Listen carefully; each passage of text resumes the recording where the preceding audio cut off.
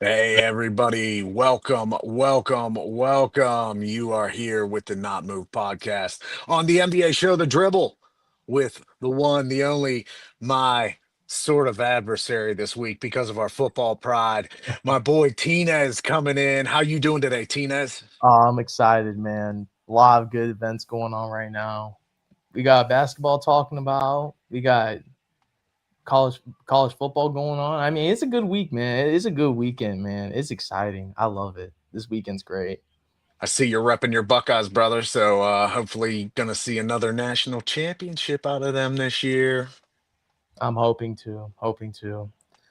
Soon to be Well, my determined, man. though. Well, my man, let's slam right into it. We had some interesting stuff happen within the past week here, and within the past couple weeks since I've been able to see your beautiful smiling face on the NBA show with me here. So we got the Emirates Cup quarterfinals starting up on Tuesday. December the 9th. We have two games for the Eastern side. We've got the Heat and Magic, and then we got the Knicks and Raptors. Out of the Heat and Magic, who do you think's going to be going to the finals for the Emirates, for the I'm gonna conference go. finals there? I'm gonna go the Heat. I think the Heat right now have been doing pretty good this year. Starting off, I feel like right now they've been playing both offensively and defensively fundamentally sound basketball, especially now that they have Tyler Hero back. I know Andrew Wiggins, he's been given some good looks too. So I'm hoping they'll win. I think they've actually came off pretty well, very, very well going into this year. Yeah, I think I'm going to go with the Raptors on this one. I like that. It seems the Emirates Cup seems to spawn these teams to play really well so far, which is the goal, right? These players want to get some of that money, which we're all for. Get. We want to see good competition. So I think I'm going to go with the Raptors, even though both the Heat and the Raptors are now losers of two in a row. I think the Raptors have a lot more to rebound and come back with right now than the Heat. But the Heat seem to be able to start to pull it together, man. After a little bit of a weird start, the Spo, doing what he does best, getting his team to play well once again under him. The other East game, like we said, the Knicks Raptors. So you have the Heat, I have the Raptors against the Knicks. What do you think the Knicks are going to beat the Raptors in that game to go to the finals against the Heat? I mean, conference I finals. actually do. I Yeah. actually do because the thing with the Knicks right now, I mean, despite with Brunson's injuries and the whole shebang going on, I feel like right now Cat's been playing fundamentally sound for a center, especially offensively. I feel like he's been playing very, very like taking his time. He's not really rushing a lot like how he was last year, especially from the playoffs perspective. So I kind of like how he's improving that as a big man. That being as an offensive more big man, he's actually taking his time, finding his options around him rather than just trying to go and get this 2 point. You know what I mean? Or just get the Yeah. foul. So I kind of like how he's being more fundamentally sound with that, especially on the rebounding too. I feel like this year going into, I feel like he's definitely improved a lot into that as well. Yeah, I like what the Knicks are doing. I don't know. I just for something in me, I really like what the Raptors are doing right now. Young group, so that's why I think they're going to give the Knicks a run for the money. Now in the Western Conference, first game that we'll have is going to be the Suns versus the Thunder, which Suns have been playing a lot better, but I can't say anybody's going to beat the Thunder until we see it happen more than once. Twice. I mean, this right now, the I, Thunder only have one loss on the year. I said it last week, did I not? No, you did. You did. You said you didn't think that they were going to be losing anytime soon. And how can anybody disagree with you? Look at the team. They're all averaging at least 10 points per game. Almost every single one of them. What That's the wild. what can you do with that? That's wild. That's wild. And the bad part about it is this could be something that happens for years because they're so loaded with their staff and picks and moves that they can make. It's one move that's already being talked about. We'll talk about maybe a little bit later is Giannis to the Thunder if they want it. Since the Giannis rumors are going around, I mean, Actually, I've been hearing more he wants to go to the Knicks. Well, I've also been hearing there's a lot of Heat trade packages talk with Giannis as well, from what I've been reading online, and that's something that would be interesting. It's all about what the get back for the Bucks is in the end. But so it's going to be the Thunder. But the other side of the coin is the Spurs and Lakers, which Lakers, of course, have been playing very well as of late. They did lose the last game, but they were on a winning streak before that.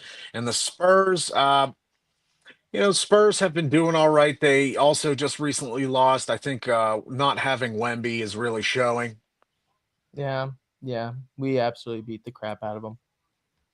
Oh, you're an LA guy, huh? No, I'm a Cavs Uh, guy. We also Oh, faced oh them. yeah, I was gonna say, We duh. recently faced them a couple of days ago. We also beat them. Well, I think well, look at your team right now too. They're starting to finally, it looks like, find their way again after having just a little bit of a losing streak there. I think they turned it around with that last win. Um, the Spurs seem like a team that can't handle not having their big man in every single game. Like, they're guard heavy. They're really easy. You can get Fox the ball, you can get Vassell the ball, but then without Wembanyama, it just seems like something doesn't click to get them over that hump. Whether that's his defense or just in general the spacing that he It's provides on the floor. It's in general because you got to think about it. With a guy like him, he's very versatile. I mean, he's good both offensively and defensively sounded. I mean, you're talking about a guy who's 7'6", 7'7", and is Yeah, scoring plus 20 with 3 blocks and plus 10 rebounds. yeah, yeah.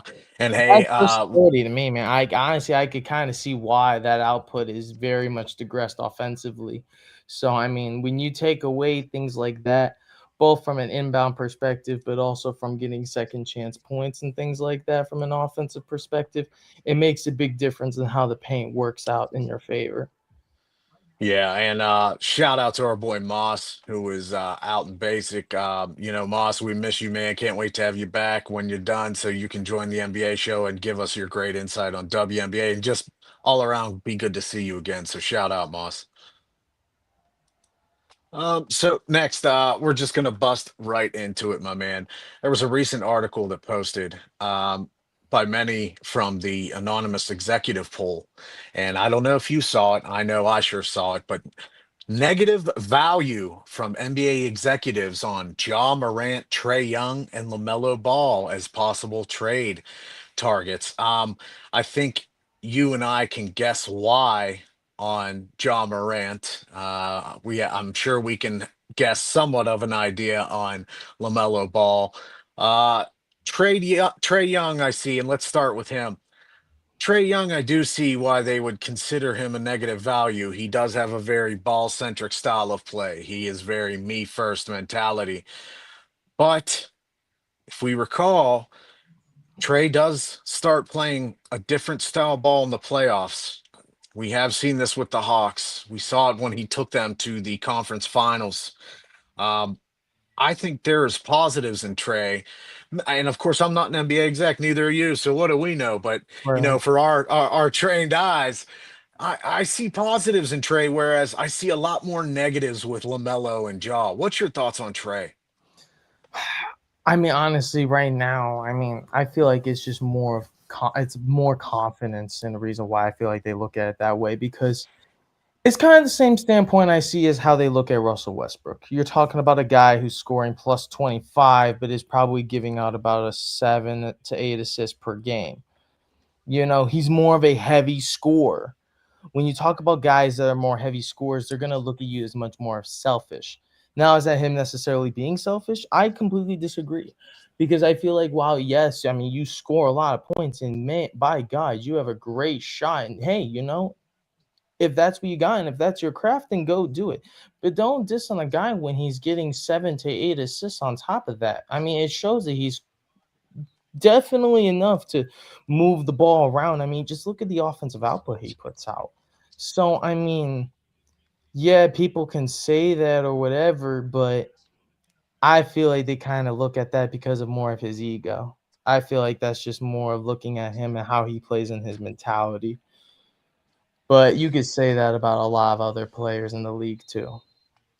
Yeah, and I mean, I agree with you as far as ball distribution. You've seen a concerted effort in the last 3 years before this prior season where he is trying to distribute the ball more. He's trying to utilize his teammates a lot more than he has in the past. He bumped up his assist numbers to 10 a game minimum. Last year was 11.6, and he was in the lead in all of the league for assists per game. That's an encouraging sign, especially for a guy like Trey Young, who he wants the ball in his hand because he wants to win the game. You can see that passion in his eyes. You saw it back at Oklahoma in college all those years ago. And that's why the Hawks decided to draft Trey Young. You see it now in glimpses. And I think with this team right now, you and I talked about it, with this roster that the Hawks have, it's going to be a lot easier for him to not be so controlling and not want to be so domineering with the ball. Um, 1, 2, I kind of get it with LaMelo, but he's a young guy. Why do you think all the NBA, the anonymous executive pool, have him as a negative value? Honestly, I don't necessarily know. Maybe that could be because I don't like to say this, but it also has to do with the fact that the team has been at a plateau. Think about it like this. When you look at teams like Atlanta Hawks, the Charlotte Hornets, and also the other team you just mentioned as well, what's the third player? Ja Morant. Yeah, all those, if you realize, their team has been in a complete plateau within 2 to 3 years. They haven't improved or regressed. It's just stood there. So when you look at it like that, you can't really say if anything is positive. You can only look at the downside if something's at a plateau. Because then where can you see the positives if you're staying the same? Do you get what I'm saying? Yeah, I see what you're saying. With LaMelo though in the Hornets, I actually think they are starting to crest. They are starting to go uphill with their roster. It seems like since Jordan has now become, well, a minority owner, he's sold his majority stake. Look at who they drafted. That's a stark change. The I don't think with Jordan there, that the Charlotte Hornets are going out to draft Con Canople. There's gonna be a weird rookie like he was prone to do that they were gonna go out and get that didn't fit their scheme. You've seen Pat Connaughton on this team. What I like is that Concanoople seems to take away the ball from LaMelo because I think LaMelo is a very, very selfish player. I think he also doesn't take his team seriously. I don't think he wants, it's almost like he doesn't want his team to succeed in some ways. If you think about it, the way he I plays, mean, very selfish I and look at my style. I can kind of understand in a sense why though if you look at where he started compared to now. I mean, look at the offensive output he was producing when he started. You had guys like Mikal Bridges and Terry Rozier. Well, wow, yes, they may not have been the best players, but they were definitely role players enough to where, yeah, he was able to move the ball around, get 6, 7 assists, and go for a beautiful 25, 27 plus points per game. But now you don't have that. It's not fundamentally sounded the same. So when I look at things like that progressing going forward, I can kind of see why they look at it as a negative output, but I don't see that all being LaMelo. You know what I'm saying? Like I also feel like that also has to do with the organization in itself because without those other players while being inside and outside scoring, because we've seen it. LaMelo Ball is an inside and outside scorer. Yeah, when he plays, though, that's another aspect to his career that is absolutely we don't talk about enough. He's never available. The most games LaMelo Ball has ever played is 75 in a sophomore season. Ever since then, he hasn't eclipsed 50 games. Yep. Last year he played 47 and cool, you averaged 25 points in 47 games. You had your 7 assists and your flashy 1.1 steals. What does it mean? It doesn't mean anything because you're not available. So if the supposed team's best player is not available and he's supposed to be the best player on this team, let's be real. It's him and then Con Canople. You know, You see That's my why. point? Well, the point is he's also to blame. He's also to blame because he doesn't.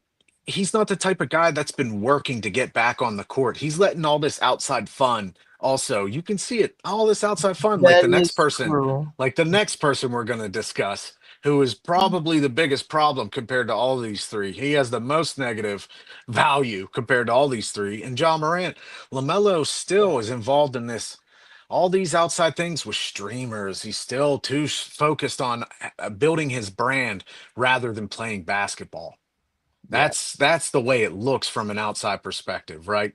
right. I Um, for sure understand. And that's more of like a business perspective when you look at more business sides than rather the ways of how the game is supposed to be played. I feel like right now he just hasn't really been his character because he's lost a lot. It's kind of the same way, you know, you lose a guy like Desmond Bain, you don't have Jackson Jr. playing the same like how he used to. I mean, don't get me wrong, he's a great player, but I mean, he hasn't really improved either. So I mean, when I look at things like that, it's like,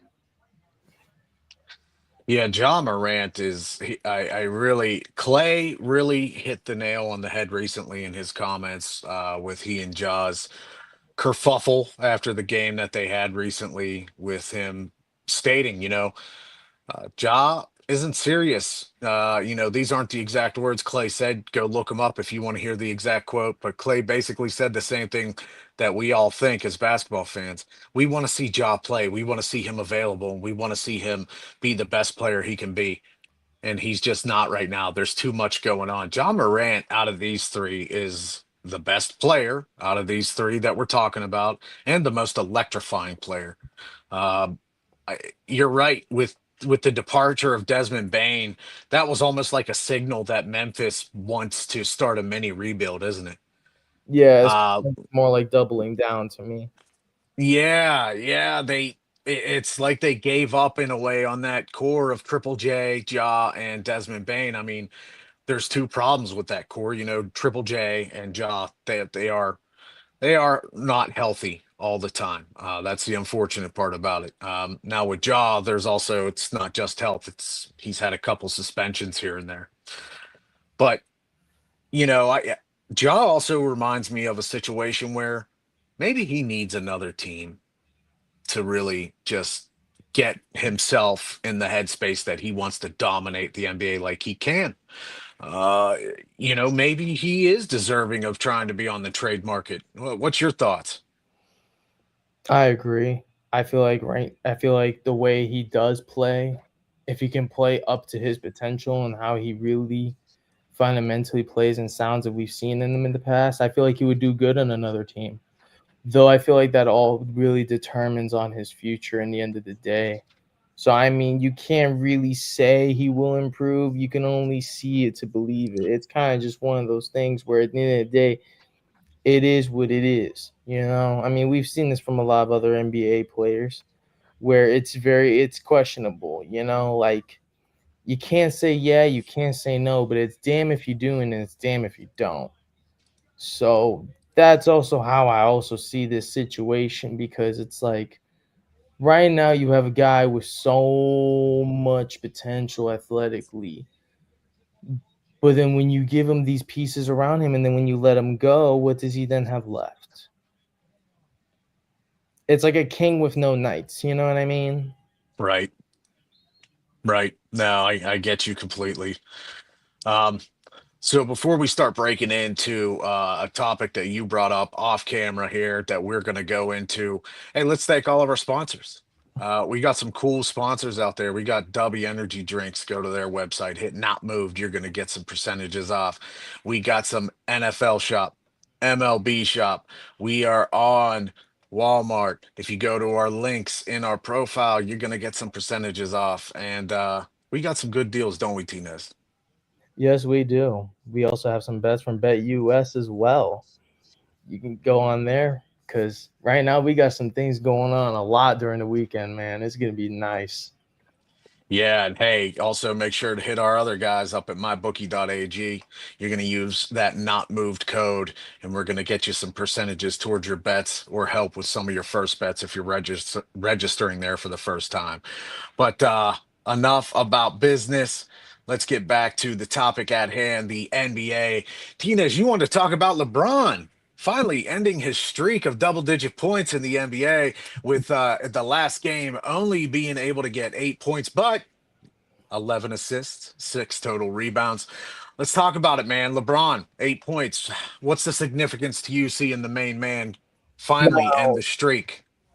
this to me is very interesting because we talked about this off camera. Where I mean, there's two ways you can really look at this. There's only two. One way is the way I see it, especially with how Luka and Austin Reeves is playing. Maybe he's just looking at it where, hey, this is their team now, but I'm still going to stick around to bring pieces together. But then I also see it from another standpoint that we also mentioned off camera, which has to also do with his son and how he also doesn't want to talk to JJ Reddick and have that chemistry with alongside his team, and also has these selfish gathers. So at the same time, when you look at those two pieces, whether it's mental or physical, maybe he's doing it selfishly because of him and being a dad. Maybe he just wants to play with his son and just keep staying in the NBA. Or maybe he's just looking at it where, hey, I'm just hanging the things up. Either way, the way I'm looking at it, he didn't play bad, No, but it didn't look the same. no. I don't know if it's so hard to discuss the familial aspect, right? Because this is really a once in a lifetime thing where a great superstar of our time, one of the greatest athletes we'll ever see play a professional sport in our lives, is on the same team with his son. Um, I couldn't imagine being able to have the privilege of playing on the same team with my son, and then all of a sudden I see him go down to the lower leagues. I mean, I know I would feel some type of way about it, but the sportsmanship in me and the athlete in me, like Father LeBron, maybe he knows that that's best for the team, but I think it has more to do with what's going on here. JJ Redick seems a little annoyed with LeBron, especially at the Suns game when LeBron's on the sidelines having himself a laugh when he's calling a timeout, trying to get the team together, trying to make sure everybody's on the same page. And of course, they lost that game, but LeBron got his 10 points, but they still lost that game. But, you know, are we starting to see some cracks in this little foundation that was built for JJ to come in and LeBron? Because remember, they were chummy chummy on the podcast, and we saw the seeds sprinkled last year of a little bit of JJ's discontent with the LeBron antics. With that, I kind of feel like that's kind of that's a hard one because see the way you could kind of look at that where it's just he's getting older though, man. Like he's 40 years old. Like the way I'm seeing it, you got a guy where he's putting up 30, 35, 40, 47. Some games 50. The other guy's putting up 20, 25, maybe in some games 30. So it's like, yeah, I am gonna sit around and just, maybe chill and do something like that. I mean, let's be honest.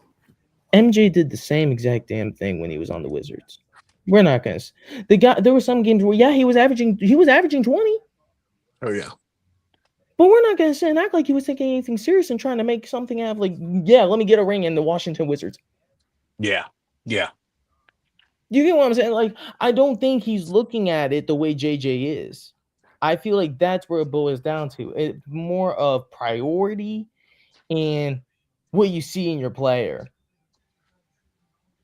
Because right now, the way I see LeBron is you're in your last couple of years. You've already made a bunch of accolades. You've already made a bunch of legacies. You already see a lot of young stars rising up, maybe in some that may say better than you right now. So at that point, what can you say that you haven't done to move things forward? That's kind of my thing with looking at it. Like I can see everybody with the whole negative antics about everything, but honestly, I just feel like it's kind of just a disconnect in the end because right now LeBron is playing at a time where he's ending his career. JJ Reddick, this is his first couple of years getting into coaching. He's trying to look at some success. He's trying to look at value. So there's a very big difference there. Yeah, but I also think I don't I don't think LeBron is really giving JJ the respect that JJ deserves as a head coach. That's one of the things that I have not liked about this situation uh, so far from the end of last year and to the beginning of right now, the beginning of the season in the middle, going into the middle of it. It seems like JJ he does what he can. He fumes about, but LeBron just doesn't quite give him the respect he deserves as a head coach of the Lakers. Maybe that's because he sees him as a peer still. Maybe it's because he's still chummy with him from them doing the podcast. But that's who knows. We can only speculate. I mean, for me, I think LeBron is probably realizing that, hey, I've got these two white boys kicking ass, taking 30 a game. You know what? Maybe I'm not going to run so hard up the court tonight. I'm going to conserve my energy for the playoffs. Maybe I'm going to just let these two phenoms handle the game, and I'll chip in my 11 assists and 10 points if need be. I'm hoping that's what it is because playoff LeBron is a lot more fun than regular season LeBron. And you know, if this is going to be the last year or next year, I would still rather see him in the playoffs and going out on a shield I think like the everybody would. warrior that he Honestly, I is. think everybody would. I Yeah, think for everybody would. sure. So now that we talked about LeBron, man, I want to talk about something that's kind of sad. CP3 got let go from the Clippers recently, right after about 2 weeks after about a week or two after it was announced that this would be his final season. And I can't believe that they would make the announcement of this being his final season, and all of a sudden he's let go from the team. So something must have happened there. I mean, when Ty Lue, coach of the Clippers currently, was asked about it, all he said is, "It is what it is." Do I want to see CP go out like this? No. I have a lot of respect for him. He's been a friend of mine over the years. But also, with that same quote, there was reported issues in the locker room between CP3 and Ty Lue. So who knows what's to say about that? Tinez, our man CP3, just getting the early curtain call from the Clippers. What do you got to say, man? It's unfortunate because I mean, growing up seeing the guy play, being one of the best fundamental sound point guards ever, both defensively and offensively. I mean, hands down, he's probably one of the smartest in in my generation, at least. Looking at him in the perspective, but I also can kind of see where how everybody else is looking at it from a front office standpoint because I mean, this ain't 10, 15 years ago, bro. Like there's a lot more different things moving forward than just, hey, let me try to build pieces around you when your time has already been passed. You had your Lob City franchise era with DeAndre Jordan and Blake Griffin, then you left. You lost to the Warriors. That Yeah, I happened. mean, if what an unlucky guy to lose twice to the Warriors, right? Like Yeah. even with the Clippers and then with Houston as well with that fun run that he had with James Harden there. Yeah, you nailed it. This is just not CP3's NBA anymore.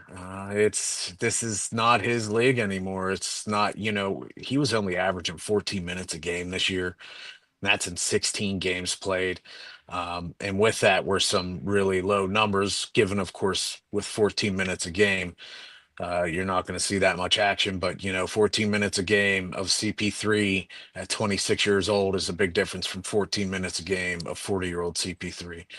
And it's unfortunate to see him go out like this, especially with all the turmoil apparently between him and the Clippers organization. I really am surprised about that, given how rich of a history CP3 has with the Clippers.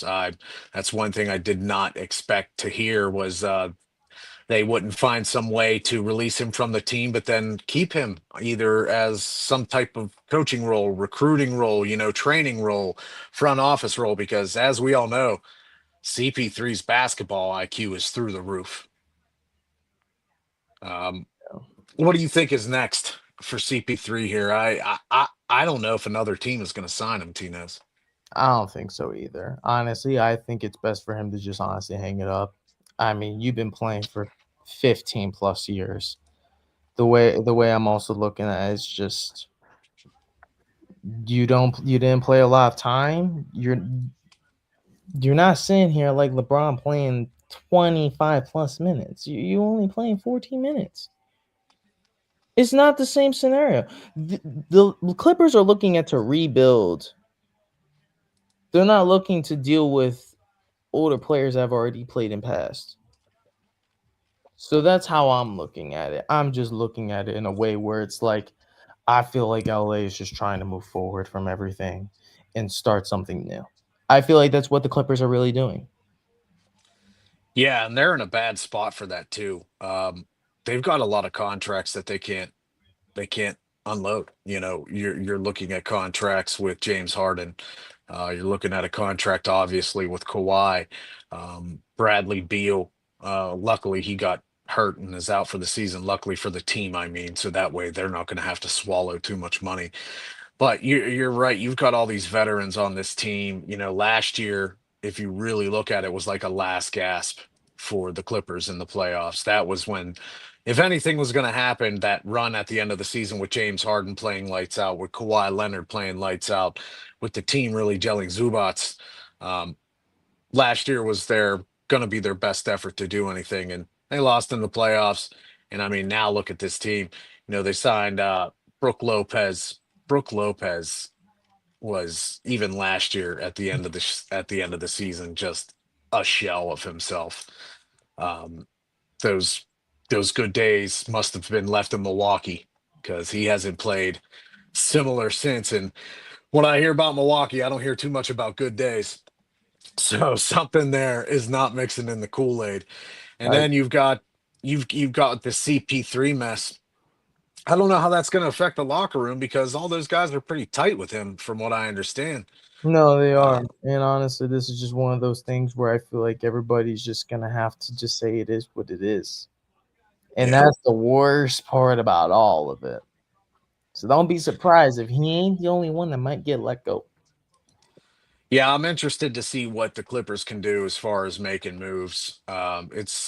They've got a lot of contracts that either nobody wants or not movable. So with the Clippers, especially at 6 and 17, ugh, yeesh. Absolute dog dirt in the Western Conference, sitting there at the bottom with the Kings and Pelicans. I can't see them doing anything much. But Tina's my man. Is there anything else that you want to speak on before we get to the standings and finish out the show with what the standings are looking like for this week? The only thing I can say is congrats to Kevin Durant for getting plus 30K. I feel like that was a nice little accolade that he allowed himself to get there. Good for him. But other than that, I ain't got nothing more to say. Just right now, I feel like the Rockets as a whole, they've been playing fundamentally sound. I mean, how do you feel about the Rockets, really? Just like as a whole standpoint. I really like what they're doing right now. I like that they're involving the youth of their team a lot more than relying so heavy on Durant, with Durant being at the age he is. And I'm not congrats, like you said, to KD for reaching that milestone. He's one of a few. He is in an elite scoring club all time for the NBA, and he is definitely one of the best superstars I've ever seen in my life. Uh, I, I can't describe watching Slim Reaper play, man, because that guy's shot is just so butter. It's so smooth. His form is perfect. Who would ever thought when this lanky Texan came out in the draft for the Seattle Supersonics that he was going to be getting 30,000 points and creating moments we would never forget. We knew he was going to be great, but not this great. Rockets are real, man. Rockets are real. They're 15-5. They're on a 2-game winning streak. That roster is amazing. I love Reed Shepard. I'm glad that they're getting him involved. I love Amon Thompson. I'm glad that they're letting these guys out. Şengün. Yeah, I Şengün was is about to say Şengün is ooh, whoo. That this guy, team is nice. he might be a next upcoming gray big man later on. I give it like 3. If he keeps playing like he's playing, I ain't about to lie. Might see something out of that kid. For being in his fourth year, Şengün is you've just seen nothing but his numbers go up when he's played. Last year, um, you saw the real big leap, even though his points per game wasn't as good as the year before. You saw the basketball IQ go up. His playmaking ability is just skyrocketing right now.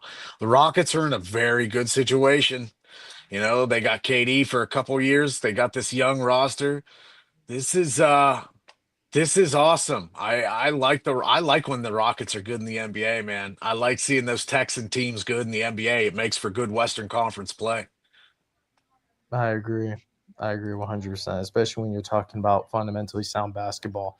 It's always got to start with moving the ball around and making things happen. So, For sure. So then we know that the Thunder are in the lead of the West. We don't need to talk about how great they are. It's kind of sad that because they're so good, it's like, oh, well, we don't need to talk about it. Everybody knows about it. But that's what it is. that's I'm what it glad to is. see what's that? I just said that is what it is. It is what Right. it is. Our boys, we just talked about Rockets, second place in the conference right now. They're on a 2-game winning streak. Right behind them, we got the Lakers at 16-6. We just talked about earlier with the Austin Reeves, Luka Doncic led team really starting to work with JJ's system. Um, right now, they seem to be at a comfortable place. Them and the Nuggets are really trading spaces because the Nuggets are the fourth ranked team at 16-6. Um, I'm worried about the Nuggets. I'm worried about the Nuggets. I don't like what I'm seeing from Jamal Murray. Um, I like when he is at his elite play, but doesn't look like the Jamal Murray that we're used to so far. Aaron Gordon, I hope his health stays up this year because that guy is, I really think, as much as Jokic is integral to that system, I think he's the number two guy that is like really integral to that ball movement and that movement in there Oh, it's and their probably number team. one, honestly. I mean, without Jokic, you're not going to get a guy that's going to be able to just go from being an inside scorer to just, hey, let me just kick it right back out. Yeah. Um, Aaron Gordon, I really want to see him stay healthy so that way we can we can see a healthy Nuggets team because it is fun watching this Nuggets team play. Jokic in the MVP conversation again, man. And I don't see why he gets all these haters for his style of play. I don't understand it. It to me it's like watching an updated version of Larry Bird in a way sometimes with the ball movement, with the usage of his teammates. I can kind of explain why, because I think I've heard this take a lot where a lot of people don't see, they love his offensive output, but they very, very much feel like he's an outlier when it comes to the defensive side of the ball. If you kind Which I I can agree. get it. Yeah, and I get it. I understand. But then I also look at it where the guy is fundamentally putting up scores that not even Hakeem Olajuwon offensively could do in the post. Yeah, yeah, and here's the thing too is like that myth of his defense. It's partly myth, right? Because we have seen he's blown some in post play. We've seen him get taken down. This year, though, the man is leading the league in defensive rebounds, as well as total rebounds, as well as assists. Um, 9.3 defensive rebounds alone a game. So he's doing his job to help clean up the boards. Right. And that's why the Nuggets are where they are right now, especially because of his backup, Valanciunas, giving him that relief to sit out of a fourth quarter. You can use Valanciunas to come in, scoop up some of that low play, some of that block play, get some of those rebounds. Very smart for the Nuggets to go out and get him this year. Um, but I think what ultimately it's going to be is it's going to be keying on Jokic. It's going to be finding Jokic, doubling Jokic, and he's going to make them pay. It's just a matter of if the rest of the team can, you know, help out after he's getting them those passes this year. I agree. Um, Fifth place team in the West, San Antonio Spurs. Uh, they are 15-7. Of course, we know about their Wembanyama-less woes. Uh, Old Big Vic out right now due to injury. Wish him a speedy recovery because that dude is fun to watch play basketball. What do you think about the Spurs without old Vicky Wembanyama? I think it's honestly made a very big change, especially with the lack of versatility being played. I mean, you're talking about a guy that can get about 20 points and 10 plus rebounds. Like the guy on top of that does like 3, 4 blocks per game. Yeah. He is versatile both on and off without the ball. Like he doesn't even need the ball. He doesn't. No. He was averaging 3.6 blocks a game this season. It's That's I've never seen a big man. The last time I've seen a big man do something like that was Shaq and Hakeem. yeah, he truly is a unicorn. He truly is a unicorn style player. I mean, it's wonderful to see that he has come in the league right away and become a superstar like everybody wished and hoped for. I like watching him play. And you're right. It's a shame we can't see De'Aaron Fox and Wembanyama play games together. It's always like one or the other is out. When Wembanyama's playing, De'Aaron Fox was hurt. And we've had Same this now. conversation too last time where this is kind of one of the things that bothers me with De'Aaron Fox, and it's that Yeah. without a guy like Wembanyama, you're not going to be able to have that chemistry the same around your team. I mean, we even saw it with, like, for example, one of the beginning season games I mentioned, the San Antonio Spurs and Golden State Warriors game, like about a month ago.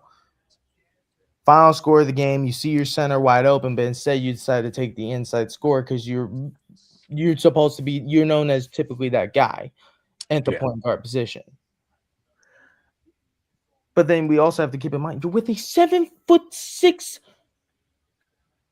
millennial. I okay. All right.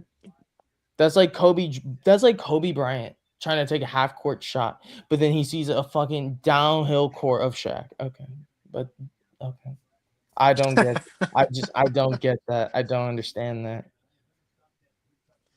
No, it'll be good to see when we get Wemby back, so we can watch him do his weird alien powers and just go from blocking a shot to hitting a three from what looks like three quarters. We don't know yet.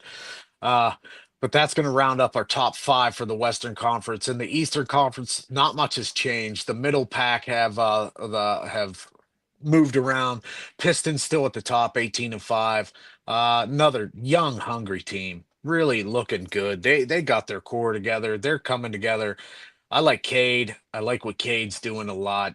Um, I can't wait to see if the Pistons can keep this up all year. What do you think about Detroit this year, Tinez? I agree. I mean, we talked about this last week where Cade right now is playing at a level where he's trying to be the leader, you know?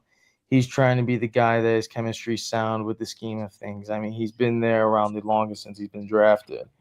I mean, now you got a lot of younger guys trying to fundamentally be sound around him, even though there is some older players here and there. But most of the relative roster that we've seen since he's been drafted has changed. Yep. So, I mean, right now, I think he's just trying to take advantage of it and be much more of a leader this year. And I love it. You know, I love what he's doing. It just shows that he has been much more athletic potential as everybody else thought he was going to be. So, honestly, bless him up, man, because he's doing great right now. Yeah, one guy who I was glad to see come back because he had faced a little bit of injury earlier was Tobias Harris. I think he's a good veteran locker room presence for that team.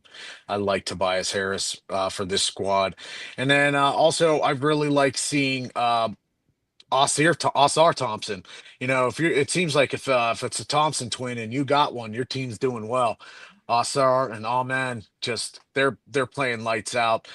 I'm interested to see if the Pistons can keep this up. I like seeing that this team is finally doing well after being just so bottom basement for so long. So really happy for you, Detroit. Keep up the good work. Number two, the Knicks. We talked about the Knicks earlier. Knicks are still same team. In the end, that's my pick for the finalists for the Eastern Conference. I don't know why. I feel like by the end of the year, the Knicks are going to be standing above the rest in the Eastern Conference and head on to the finals. But I know it's way too early, but that's my pick, the Knicks. Um, Anything different from the Knicks you see, or is it just basically what we've been saying? Still the same old team? I agree. I feel like it's pretty much been the same old team. I mean, but despite with the airs and flows with Jalen Brunson and everything, I feel like right now, fundamentally sound, it's been pretty much similar old Knicks. Honestly, they've just been dominating both offensive and defensively. Though I have seen Cat very much improve a lot compared to last year. I will definitely agree say that. Yeah, I think Cat's played much better this year for the Knicks than he did last year. I agree with you. I think he's shooting much better too. It seems like he's making smarter shots. He's taking smarter shots this year, and I like that a lot. Um, Raptors, they're third, 15-9. We talked about them earlier. Young, hungry team. I like what the Raptors are doing. Um, I don't know what moves they can make to improve their team come trade deadline. We'll get closer to that and we'll talk more about that. Obviously, we'll have a trade deadline show. But this team, the one thing that I do not like about them is they don't have the one. They don't have the one that's going to stand out and take their team ahead. Yeah, Scotty Barnes is there. And got some Norm Powell, but who's the big cheese that's going to take over in a series? Right. Yeah, especially when you have a lot of guys like that. But I mean, when you look at it like that, at the same time, it's just also stay good with what you got. You know, at the end of the day, I feel like if you're playing fundamentally sound basketball and if you're with a group of guys, I mean, you could have three guys that could be above average. But I mean, as long as they're playing fundamentally sound and if they're doing their job, I mean, hey, can you even get mad at it? No, you really can't. You really can. They are playing like a unit. You're right. They're seeing the game as one and they're winning as one. So yeah, I we'll see moving forward ahead what they feel like they could do. Um, Magic had finally started climbing up the ranks. I'm glad to see the Magic doing well. I like the Magic a lot. I like the fact that they are taking a shot to be one of the better teams, especially with that Desmond Bain trade that we talked about.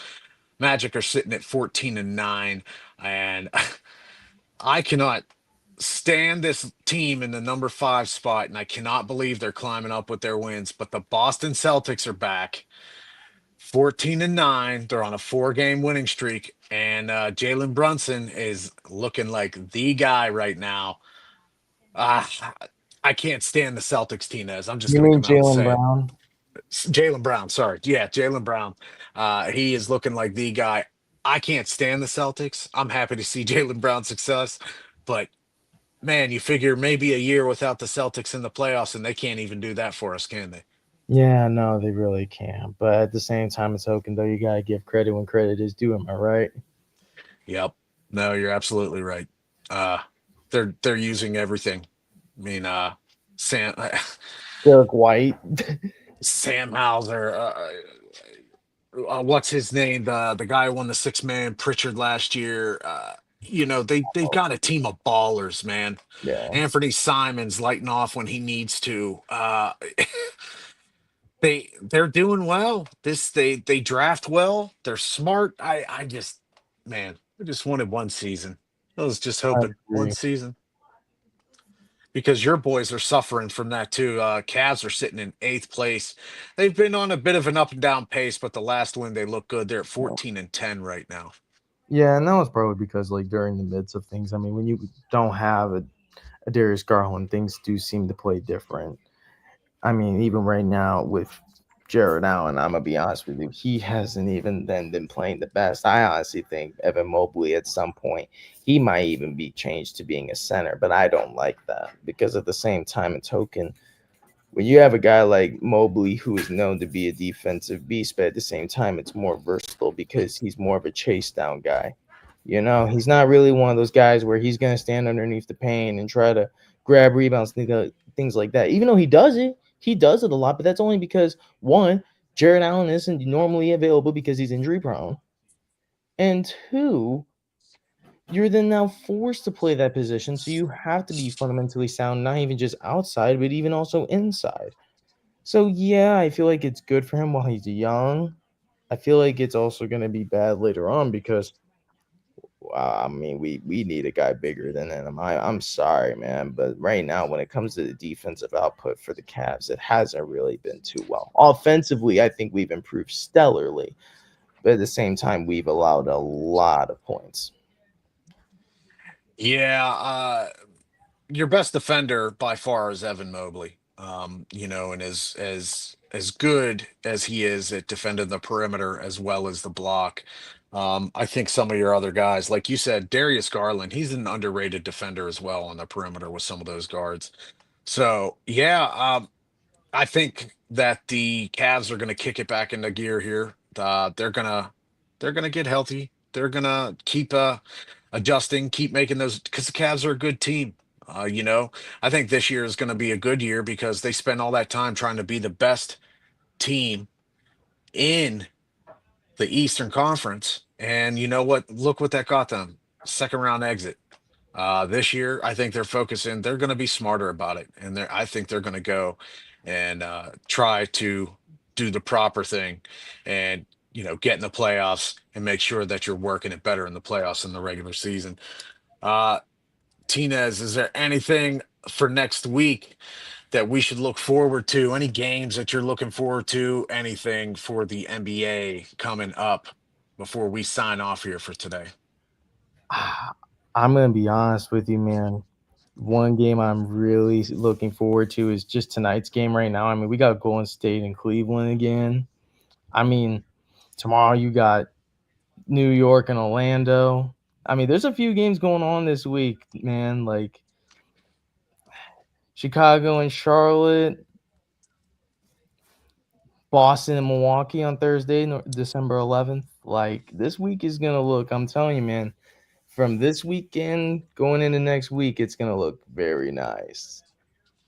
Yeah, there is a game tonight I'm going to watch coming up at 8:30, the Rockets and Mavericks. Mavericks with Anthony Davis back in the lineup have looked a lot better. I like what I'm seeing from both he and Cooper Flag together. And then you're absolutely right. Remember, folks, Emirates Cup. We have games for the Emirates Conference Finals on Tuesday and Wednesday. But yeah, make sure, guys, thanks for joining us. And hey, if you guys are watching, feel free to comment from whatever device you're watching from, whether it's Facebook, YouTube, Twitch, all that good stuff. It'll come up here. We are more than happy to interact with people same time when we're doing this. I know Tinez and I will always never shy away from trying to give our opinion. Isn't that right, my man? Yes, sir. Uh, Always. but we appreciate y'all. Come back next week, same time, 7 p.m. Eastern Standard Time. Check out everything. Barcode up in the corner. That's going to get you to our shop. We've got Bookie, mybookie.ag. We've got Bet US, you know, Dubby, get your energy drinks. Walmart, NFL shop, MLB shop. We are not moved. Thank you for joining us, and we will catch you guys next week. God bless. This non casual podcast may not be reproduced, retransmitted, or reused without the authorized written consent of the Not Move Podcast Network. Thank you, and we hope you enjoyed today's broadcast.